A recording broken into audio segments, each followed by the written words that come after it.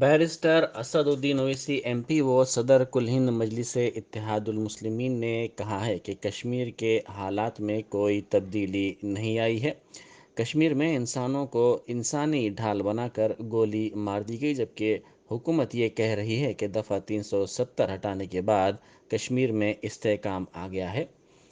اس واقعے میں مرنے والوں کی لاشیں بھی نہیں دی جا رہی ہیں۔ حکومت صرف اپنی ضد اور نظریے پر مبنی مقاصد کو پورا کرنے کے لیے غیر دستوری طریقوں سے قانون بنا رہی ہے۔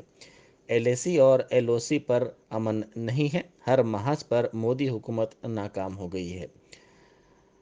انہوں نے کہا کہ حکومت 300 ایم پی سیٹیں جیت کر بھی مناسب طور پر حکمرانی نہیں کر پا رہی ہے۔ حکومت کو اپنے آپ کو بچانے کے لیے زرعی قوانین کو واپس لینا پڑا۔ انہوں نے کہا کہ کسانوں کے احتجاج کے دوران جان کی قربانی دینے والے کسانوں کے خاندانوں کو معاوضہ دیا جانا چاہیے۔ اپنے آئیڈیالوجیکل جو گولز ہیں اس کو پورا کرنے کے لیے انکانسٹیٹیوشنل طریقے سے قانون بنا رہے پورا، وہ بھی واپس ہونا چاہیے۔ نہیں، اب یہ تو سب دیکھتے جائیے نا آگے کیا کیا ہوتا ہے۔ مگر کیا کشمیر میں اسٹیبلٹی آ گئی؟ کیا کشمیر میں امن ہو گیا؟ کہاں ہوا ہے؟ جب لوگ روڈ پر نکل کر مرنے والے انوسنٹ لوگ کہہ رہے ہیں کہ کم سے کم ہماری لاش تو دے دو ہماری، آج آپ کو ایگزیوم کرنا پڑا ان کی باڈی کو۔ کہاں آپ نے اسٹیبلٹی لائی کشمیر میں؟ کہاں ایل اے سی اور ایل او سی پر امن ہے؟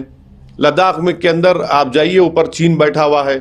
آپ نے پاکستان سے دوبارہ سیز فائر کیوں کیا اور اس کے باوجود بھی وہاں پر ڈرون سے ہتھیار آ رہے ہیں؟ تو دیکھیے ہر محاذ پر مودی سرکار ناکام ثابت ہے، اور یہ بتاتا ہے دیش کو، اور ہم کو یہ پیغام ملتا ہے کہ کوئی بھی سرکار اگر 300 ایم پی سیٹ جیت کر لا بھی لیتی ہے تب بھی وہ گورننس نہیں کر پا رہے ہیں نا، گورننس نہیں کر پا رہے ہیں۔ اسی لیے ان کو حالت مجبوری میں اپنے آپ کو بچانے کے لیے یہ اس طرح کے قانون کو واپس لینا پڑا جو اعلیٰ قانونی اور انکانسٹیٹیوشنل ہے۔